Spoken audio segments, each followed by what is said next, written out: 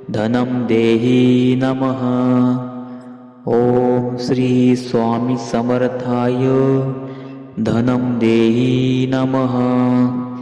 ॐ श्री स्वामी समर्थाय धनं देहि नमः। ॐ श्री स्वामी समर्थाय धनं देहि नमः।